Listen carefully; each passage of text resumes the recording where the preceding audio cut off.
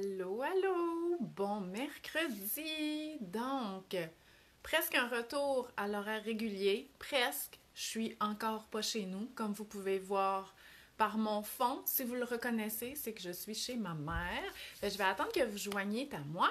Aujourd'hui, on va parler un petit peu des lunchs. Et ouais, ça va faire du bien parce que j'ai eu beaucoup de mamans qui me disaient ah, tu peux-tu nous parler des lunchs? Ça me stresse. Ouais, il y a plein de monde. Super. Fait que dites-moi allô, posez-moi vos questions, faites des pouces puis des cœurs parce que on est presque de retour à une routine normale. En tout cas, je l'espère. Donc, j'ai préparé des informations, juste pour vous dire aussi, là aujourd'hui, je vais être quand même brève au niveau des lunchs. Allô Roxane, Cathy, allô. Je vous prépare, en tout cas, pour mon nouveau cours de planification des repas, c'est vraiment un sujet que je veux essayer de couvrir en profondeur, les lunchs. Première chose, aujourd'hui, je vais vous parler du lunch nourriture, OK? Donner des idées et tout ça, essayer de diminuer un petit peu le stress par rapport à ça. Mais pour tout ce qui est lunch matériel, c'est-à-dire boîte à lunch, contenant pour les collations, contenant pour les breuvages, moi là, je suis pas bonne là-dedans, OK? Vous le savez, moi, je mets tout dans des sacs de lait que je lave puis tout ça. Fait que si vous faites ça, c'est parfait. Mais si vous avez vraiment besoin de conseils pratiques au niveau de tout ce qui est l'équipement de lunch, allez voir ma collègue Mélanie Magnan de Nutrimini. Je vais mettre le lien là, pour sa page Facebook en commentaire et son compte Instagram. Elle, là, c'est l'experte là-dedans. Moi, là, c'est juste, j'aimerais vraiment ça avoir des belles boîtes à lunch, puis, tu sais, des beaux contenants, puis tout ça. Puis, je suis convaincue que c'est pratique, mais moi, je suis juste pas capable parce que je suis tellement habituée à mes affaires de sac de lait, puis tout ça. Mais ça se peut que vous embarquez pas dans mon truc de sac de lait, c'est correct. Mais je veux juste que vous sachiez que moi, je ne vais pas parler de ça, mais Mélanie, elle, est parfaite là-dedans. Fait que vous irez voir au sujet de tout ça. Hey, allô Marie-Ève, première rentrée, super! Moi, j'ai hâte de retourner au gym avec toi le midi, ça va être le fun. Donc, je vais juste parler un petit peu de mon expérience avec les lunchs parce que moi, longtemps, ma fille, quand elle était toute seule à l'école, elle revenait manger le midi. Fait que c'était pas vraiment quelque chose que j'avais vraiment investi au niveau de la planification.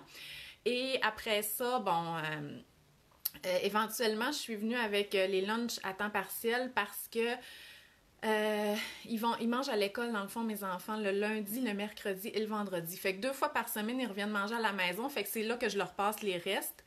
Et là, moi, je vais avoir trois enfants à l'école, mais ma plus vieille, elle va toujours revenir manger ce midi. Fait que là, c'est moi aussi, il faut que je commence à penser sérieusement au lunch parce que il va falloir que je prépare des boîtes à lunch, mais il va falloir aussi que je m'assure d'avoir de la nourriture à la maison pour que ma fille mange. Et aussi, là que je viens de le dire avec Marie-Ève, moi je vais retourner au gym le midi. En tout cas, j'espère, mon Dieu. Oui. Fait que ça se peut que ma fille elle aille à manger toute seule. Puis moi, quand je reviens du gym aussi, il faut que je mange. Fait que la première chose, c'est que dans votre planification de la semaine, pensez au lunch, OK? Oui, on pense au souper, on veut pas être dans le rush le soir, mais c'est parce que vous pourrez pas vous dépanner 5 jours par semaine ou quand vous avez 4-5 lunchs à faire pour tout le monde, vous pourrez pas vous dépanner tout le temps, là. Il faut que vous mettiez ça dans votre planification. Fait que c'est ça que je veux vous parler un petit peu aujourd'hui, des petites façons de planifier les lunchs. Mais aussi de déstresser par rapport à ça parce que, tu sais, on n'a pas besoin de temps de réinventer la roue. C'est le fun d'avoir des sandwichs qui sont différents, des salades qui sont différentes, mais tu sais, ce qui revient souvent devient des habitués et des préférés. Fait que, tu sais, les enfants, des fois, c'est bien de changer, mais des fois, ils aiment ça aussi que ce qu'ils connaissent. Donc, voilà. Fait que je vais vous parler un petit peu des types de lunch. Puis là aussi, c'est que cette année, c'est possible que vous puissiez pas envoyer des lunchs à faire réchauffer parce qu'il y a beaucoup, j'ai même pas lu encore moi, les communications de mon école, mais dans ma tête, c'est sûr que ça va être des lunchs froids, là. Ça se peut que vous puissiez pas envoyer des lunchs chauds. Fait que les restes, là, ça se peut que ça soit pas possible. Donc, une chose par rapport à ça, si vous voulez que votre enfant mange un repas chaud, c'est peut-être d'utiliser le thermos, OK? Donc, il y a des beaux petits thermos là, qui se vendent. ça, je pense que moi j'en ai un, fait que je pense que je vais en acheter plusieurs. Et comment ça fonctionne le thermos, c'est qu'il faut faire chauffer le repas le matin, comme vraiment chauffer fort, fort, fort dans le micro-ondes, ou si vous en avez plusieurs affaires pratiquement sur la casserole. Et il faut réchauffer le thermos. Fait qu'il faut mettre de l'eau bouillante dans le thermos avant. Fait que là, ça réchauffe la couche d'air entre les parois. Et dès que le repas est super chaud, on le met dans le thermos. Par contre, ce ne sont pas tous les repas qui vont rester chauds longtemps. Qu'est-ce qui reste chaud longtemps? C'est qu'est-ce qu'il y a beaucoup de liquide. Donc, les soupes repas, ça fonctionne bien. Les mets en sauce, comme, mettons, un curry de poulet au lait de coco, du chili, un macaroni au fromage, les plats de pâtes qui a beaucoup de sauce, un mijoté de pois chiches, en tout cas, ou peu importe à quoi. Mais vous voyez, il faut vraiment qu'il y ait beaucoup de liquide. Mais ça reste quand même assez chaud si on a bien fait le traitement de chaleur. Fait que dans votre planification des lunchs, si vous dites « Ah, mais moi, mon enfant, il a vraiment besoin d'un repas chaud le midi, puis il aime ça », ben peut-être vous faire une petite mijoteuse le dimanche. Fait que vous allez pouvoir avoir peut-être 2 ou 3 jours de repas chauds là, en début de semaine, puis vous utiliserez les repas plus froids là, vers la fin de la semaine. Fait que c'est ça que j'aurais pas le temps de vous dire aujourd'hui, de vous faire une liste exhaustive du type de repas qu'on peut mettre dans le thermos, mais peut-être si ça c'est quelque chose qui vous intéresse, ben de le prendre en note, de faire une liste de repas parfaite pour le thermos. Allez voir Ricardo, il y en a plein aussi, mais il va falloir que ça rentre dans la catégorie des genres de mijotés là, qui ont beaucoup de liquide pour garder chaud. Oui, c'est ça, Cathy. Moi non plus, à l'école de mes enfants, il faut vraiment qu'ils soient au service de garde pour avoir le micro-ondes. Sinon, c'est des repas froids. Fait que justement, dans les repas froids, c'est quoi les types de repas qu'on peut avoir? Bien sûr, on peut avoir les sandwichs. C'est sûr qu'il y en a qui trouvent ça plate ou qui veulent réinventer le sandwich, mais c'est de voir avec votre enfant, là, OK? Ça se peut qu'il aime ça, lui, les sandwichs bien ordinaires. Fait que, tu sais, si c'est ça, gênez-vous pas de lui en donner 1 ou 2 par semaine. S'il aime ça, les sandwichs, puis il n'y a pas de problème avec ça, c'est correct. Mais aussi, peut-être que vous voulez faire une variété au niveau de la protéine qu'il y a dans le sandwich. Et ça, c'est bien, OK? Fait que pensez... Hey, là, j'ai un cheveu ici, puis ça me chatouille. En tout cas, je vais essayer de l'enlever. Donc, pensez à varier la protéine. Donc, c'est sûr qu'on pense souvent jambon, puis souvent on me demande la question, c'est quoi le meilleur jambon? Bien, à la base, là, le jambon, c'est une charcuterie, OK? Si c'est rose, puis c'est en tranche, c'est du porc qui a été traité avec un genre de nitrite qui soit naturel ou non. Donc, c'est sûr que les charcuteries, on essaie de ne pas les mettre au menu trop régulièrement, mais toute la viande non transformée peut être utilisée pour faire des sandwichs et les mêmes types de protéines peuvent être utilisés pour faire des salades aussi. Fait qu'un poulet que vous feriez cuire, fait que tu sais, quand je vous dis de passer à la planification, faire cuire un poulet le dimanche pour des repas de la semaine et pour des sandwichs au poulet, ben ça peut être une bonne idée. Un rôti de porc, un rôti de bœuf, du saumon fumé, du saumon en conserve ou un saumon que vous avez fait cuire. Des œufs, OK? Des œufs à la coque qu'on va écraser. Du thon, donc ça peut faire des bons wraps aussi. Le truc, là, pour que le pain soit pas tout mouillé avec une garniture au thon, c'est de mettre une laitue. Fait qu'on prend une laitue Boston, on met la garniture au thon dedans, puis on va faire le wrap. T'sais, on va wrapper la laitue, fait que l'humidité du thon va pas détremper le pain. On peut faire ça. Après ça pourrait être de la tartinade de tofu, ça peut être des sandwichs à l'hummus, fait qu'on peut vraiment varier la protéine là, pour les sandwichs, mais des restes de viande ou, tu sais, même faire des grilled cheese qui vont manger froid, tu sais, comme par exemple un grilled cheese pomme, porc, cheddar, même froid, c'est super bon. Fait que, tu sais, vous pouvez vraiment varier autour de ça, puis ça peut être des sandwichs, des petits pains farcis, on peut faire des wraps, fait qu'on peut jouer aussi au niveau du pain. Fait que ça, c'est au niveau des sandwichs. Il y a aussi les salades repas, qui peuvent être intéressantes. Puis moi aussi, j'ai un nouvel enfant qui va aller à l'école, c'est Louise, puis Louise est boboy. La salade repas. Mes 2 autres enfants, c'est sûr, c'est ça que je faisais l'année passée. Donc, quand je cuisinais le dimanche, je préparais une salade repas. Donc, soit une salade grecque, une salade aux pois chiches, une salade... souvent, ça ressemblait à ça, grec ou pois chiches, là. Ou de pâtes avec du thon, OK? Puis ça, c'était super pratique là, pour les lunchs de la semaine, puis même pour moi. Mais Louise, là, les salades repas, en tout cas, Au début, je vais lui donner un petit pour accompagnement, mais je vais lui mettre une protéine à côté, mais c'est pas encore quelque chose qu'elle adore, là, comme les deux autres. Mais la salade repas, ça peut vraiment être une bonne idée. Fait qu'une salade grecque, quand on fait la salade grecque, la protéine, ça peut être le fromage feta, mais on pourrait mettre des cubes de tofu aussi. Puis, tu sais, quand c'est tout mélangé ensemble, ça goûte quand même assez similaire. Après ça, on peut ajouter des pâtes aussi dans la salade grecque. Donc, tu sais, la salade grecque, là, tomates, concombres, olives noires, feta, pâtes ou pas de pâtes. Moi, des fois, j'ajoute des pois chiches. Puis souvent, j'achète même de la vinaigrette du commerce. Moi, j'aimais celle-là du choix du président. Fait que lisez les ingrédients de votre vinaigrette du commerce. Si ça ressemble à qu'est-ce que vous pourriez avoir fait chez vous, cassez-vous pas la tête, là. Oui, on peut faire de la vinaigrette maison. Oui, j'en fais régulièrement, mais j'aime ça, tu sais, pour justement cuisiner rapidement des lunchs, avoir des vinaigrettes là, du commerce déjà faites. Et d'autres types de salades, là, quinoa ou riz avec du poulet ou avec des légumineuses, une salade style mexicaine avec des haricots noirs, du maïs ou des haricots rouges, des poivrons. Donc vraiment des salades qui sont super colorées. Fait que ça, c'est super. Et il peut y avoir aussi les salades que c'est comme de la laitue avec du poulet et tout ça, mais moi, personnellement, j'ai pas souvent envoyé ça à l'école. Mais en tout cas, comme je vous dis, j'ai pas tant d'expérience de lunch parce qu'ils mangent pas ils mangent pas 5 jours par semaine des lunchs. Dans le même genre de salade repas, on peut avoir les bols, OK, les bols repas, que moi, je vais mettre vraiment plus souvent au menu, que ça soit pour le soir ou pour le dîner. Donc, avec du riz ou du quinoa, avec des légumes cuits ou crus, une bonne sauce et une source de protéines. Donc, c'est à peu près les mêmes encore. Œufs cuits durs, saumon fumé, poulet, pois chiches, les edamame. Donc, c'est le moment de...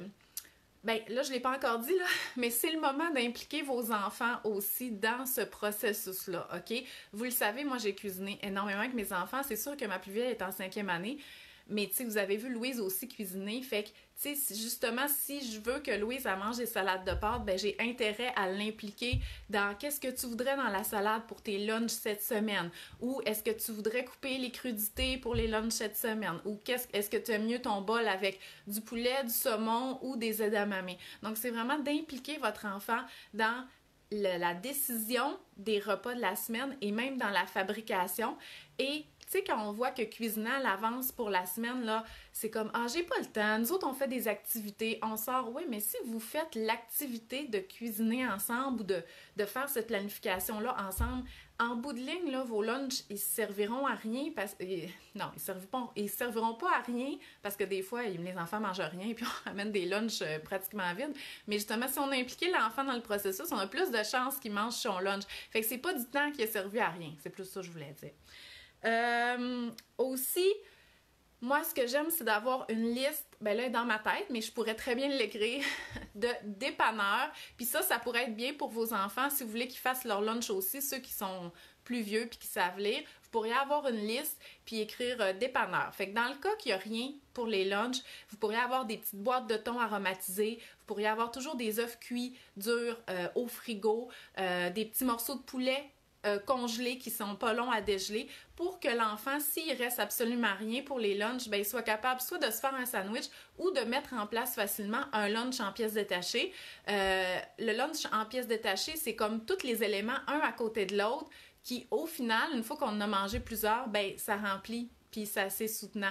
Puis moi, pour ma fille Louise qui rentre à la maternelle, c'est plus vers ça que je vais aller. Puis les sandwichs, parce que je sais que la salade repas, ça sera pas super un hit. Fait que si je donne juste un contenant de salade repas, ben ça va me revenir. Puis le pire dans l'histoire, c'est que moi, si ça me revient, ça me dérange pas tant. C'est le fait qu'elle n'aura pas eu l'énergie qu'elle avait besoin le midi, parce que je sais qu'elle n'est pas tant à l'aise avec tout ça mélangé. Par contre, les légumineuses toutes seules dans un plat et les crudités à côté, puis un pain pita à côté, c'est sûr que Louise en mange, OK? Mais mélange-les ensemble puis mets une vinaigrette, elle n'est pas encore là, OK? Fait que le lunch en pièces détachées, pour plusieurs enfants, ça peut être la solution. Fait qu'on va prendre tous les éléments de notre salade ou de notre repas ou de notre sandwich, mais on va pas les mettre ensemble. On va les mettre un à côté de l'autre. Donc, des petits morceaux de fromage, 2 œufs cuits durs, un pain pita ou des craquelins, un petit sac de crudités, une petite trempette. Fait que oui, c'est beaucoup d'affaires, mais au final, ça fait un repas. Tu sais, c'est pas grave si il y a pas tant de vinaigrette qui le mélange et tout ça. Fait que ça, le lunch en pièces détachées, c'est vraiment une bonne solution pour plusieurs enfants. Mais, OK. Oh mon Dieu, j'ai tellement de choses à dire. Mais quand on mange un lunch en pièces détachées ou même un petit sandwich, hein, une affaire qui est quand même importante, c'est que les repas dans la journée sont importants parce que c'est à ce moment-là qu'on veut que les enfants aient de l'énergie. Ils ont besoin de collations qui sont nourrissantes, ils ont besoin d'un lunch qui est nourrissant, puis c'est correct, là, il va faire la job. Par contre, les enfants, ils mangent tôt. Contrairement des fois à nous, on travaille, qui vont manger peut-être vers 1h, 1h30 ou tôt aussi, là, ça dépend. Et on a, en tout cas, tu sais, quand les deux parents travaillent à l'extérieur, bien souvent, on va souper un petit peu plus tard. Mais prenez en considération, si votre enfant il a mangé un demi-pain pita, quelques crudités, un petit morceau de fromage puis des craquelins, ça se peut qu'à 5 heures, il ait vraiment faim, même s'il y avait une collation dans l'après-midi. Donc, si vous faites des lunchs style sandwich, style salade repas, style pièces détachées, peut-être avoir une planification des soupers un petit peu plus complet, OK? Dans le sens que de pas juste faire le soir des grilled cheese ou encore des sandwichs, c'est vraiment y aller avec des repas un petit peu plus soutenants avec justement, là, tu sais, l'assiette équilibrée, donc une certaine variété de légumes, des protéines qui vont différer de qu'est-ce qu'ils ont eu le midi, une sauce, moi c'est sûr j'aime mieux les repas chauds, quelque chose qui va vraiment venir compléter l'énergie qu'il avait besoin le soir, puis surtout si votre enfant prend des médicaments pendant le jour qui suppriment l'appétit, il ne mangera pas beaucoup le midi, mais il se reprend en soirée. Fait que c'est comme... c'est important de parler des lunchs, là, mais je trouve que c'est important aussi de parler des soupers qui devraient vraiment venir compléter. L'enfant, là, ou n'importe qui, tu sais, on va aller... Notre corps, il va aller chercher l'énergie qu'il a besoin plus tard. Fait que c'est sûr que si vous avez de la misère avec la planification, puis que les lunchs sont souvent en pièces détachées, puis pas de temps complet, puis que le souper est aussi fait à la va-vite, puis qu'il n'est pas tout le temps complet, ben c'est sûr qu'à la fin de la journée, on a faim, puis là, les enfants, eux, ils vont aller vraiment plus vers les collations. Fait que si vous avez l'impression que votre enfant se nourrit tout le temps juste de collations, ben c'est pas impossible qu'il faudrait revoir les repas qui soient complets, puis qui soient soutenants et variés. Voilà, fait que c'est ça. Fait qu'on a besoin de notre repas, le midi. On a besoin aussi d'accompagnement. Les accompagnements, bon, des crudités, des fruits, yogourt, pudding et un breuvage, donc principalement l'eau, OK? C'est sûr que les enfants, ils aiment les petits jus et tout ça, mais ils ont besoin d'eau, ils ont besoin de s'hydrater. Fait que c'est à vous de voir là, la fréquence que vous voulez envoyer des jus, mais prenez comme... Pourriez vous donner comme règle générale qu'un enfant ne devrait pas plus boire qu'un verre de jus par jour. Fait que c'est à vous de voir là, si vous voulez qu'il y en ait un par jour ou moins, ou que ça soit juste comme le vendredi ou tout ça. Attendez, je pense qu'Agathe... Ah! Elle crie pour dire qu'elle va aller aux toilettes. C'est comme, vas-y, juste une seconde, je vais dire de y aller. Là. Le besoin de se faire répéter ça. Annette, vas-y! OK. Bon, OK. Oups, j'espère que vous n'avez pas vu, j'avais un pantalon de pyjama. Je vous l'ai dit de toute façon. OK, Agathe, elle s'en occupe. Donc, voilà. Fait que de l'eau, on pourrait envoyer du lait aussi ou une boisson végétale. Ça va venir compléter la collation ou le repas.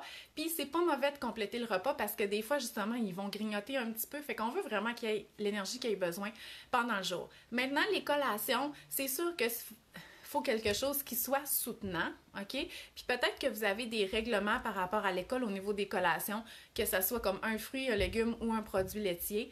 Fait que c'est pour ça qu'il ne faut pas dépendre juste des collations dans la vie, parce qu'une pomme à 9h30, quand l'enfant a plus ou moins déjeuné, puis que son dîner va plus ou moins le manger, c'est sûr qu'il va avoir faim dans la journée.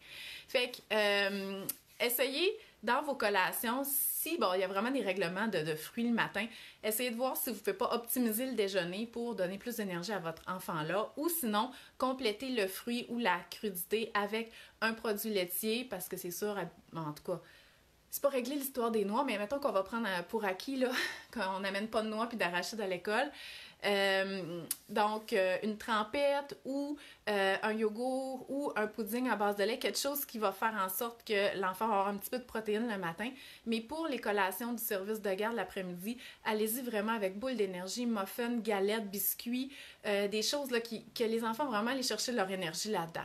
Moi, mon lunch habituel, il y a le repas, des crudités, des fruits. Je peux mettre 2 à 3 fruits dans la boîte à lunch, ça me dérange pas s'ils reviennent. Une bouteille d'eau, Moi, c'est rare que je donne du yogourt parce que ça me revient, OK? Pas parce qu'ils n'aiment pas ça, c'est juste que c'est beaucoup d'affaires, puis je pense qu'ils n'ont juste pas l'occasion de le manger, mais ils pourraient avoir un yogourt aussi. 2 biscuits puis un muffin. Pour moi, ça, c'est un lunch d'une journée. Puis, habituellement, les enfants, tout dépendamment de la portion que j'ai donnée du repas principal, ils sont corrects avec ça pour la journée, mais ils pourraient avoir plus de choses. Comme je vous dis, si vous aimez beaucoup les petits lunchs en pièces détachées, dans des petites boîtes et tout ça, allez voir les informations de ma collègue, là, Mélanie. Aussi, ça je l'ai dit, les collations. La dernière chose que je voulais vous parler, c'est que vous avez vu cet été là, dans mes vlogs, puis tout ça, j'ai acheté des barres tendres, j'ai acheté des trucs un peu en format individuel.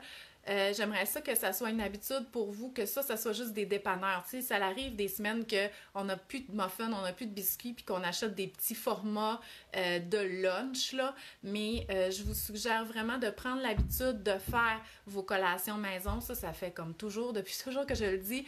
On fait des doubles recettes, OK? Donc, on fait 2 recettes de boules d'énergie, on congèle, puis on peut faire double-double. Ça veut dire tant qu'à sortir tous ces ingrédients-là, la farine, les raisins secs, les flocons d'avoine, on peut faire des muffins double recette et des biscuits double recette, puis on congèle tout ça.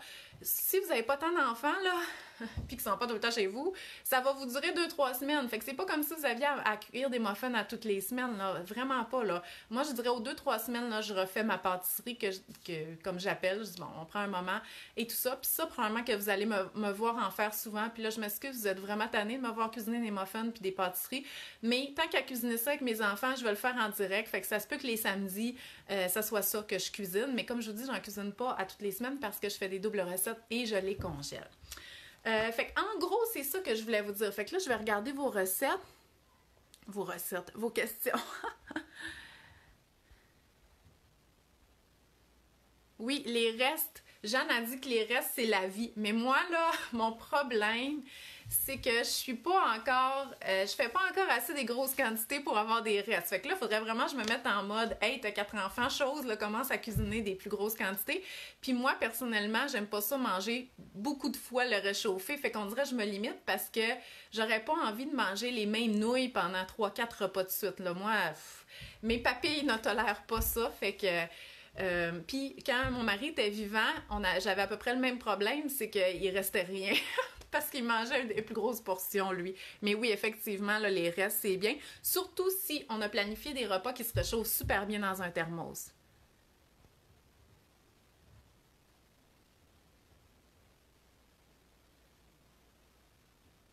Ouais, bon, Cathy, tu dois être maître du lunch froid. Fait que donne-nous tes suggestions.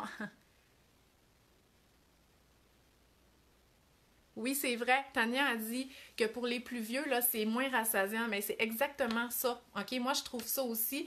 Euh, Puis, tu sais, en tout cas, c'est fou parce que, tu sais, c'est sûr que dans le jour, là, c'est là qu'on aurait besoin d'un plus gros repas. OK? Comme moi, mettons, mon grand-père travaillait à l'usine, fait qu'il allait à pied, puis il revenait manger le midi. Fait que, tu sais, moi, j'ai été comme élevée puisque j'habitais à côté de chez mes grands-parents, que le midi, c'était le gros repas. Fait que moi, le midi, on mangeait la viande, les patates, la soupe en entrée, les petites crudités, c'est-à-dire radis, céleri, concombre, là.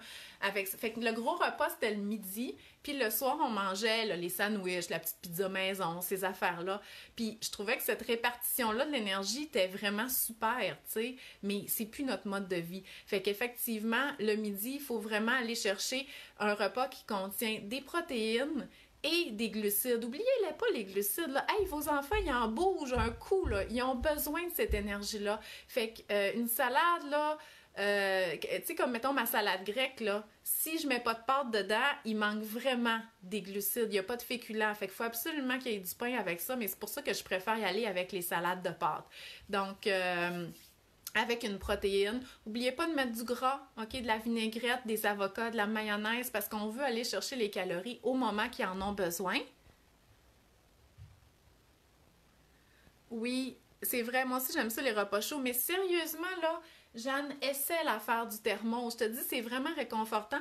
Puis moi, là, c'est un exemple en dehors des lunchs, là, mais le thermos, je l'utilise beaucoup pour mes sports d'hiver, OK? Fait que quand on part une journée en randonnée ou une randonnée d'automne, là, j'amène tout le temps un gros thermos de soupe ou de potage, puis sérieusement, là, ça, c'est créateur de souvenirs. On s'assoit, tu sais, au Mont-Saint-Bruno, là, on fait la randonnée, on retourne la place où est-ce qu'il y a les tables de pique-nique puis les modules de jeu. Les enfants jouent aux modules de jeu. Je prépare la table, je sors le thermos de soupe, les fromages, les craquelins, puis je donne la soupe. Ah, faites ça cet automne, je vous le jure.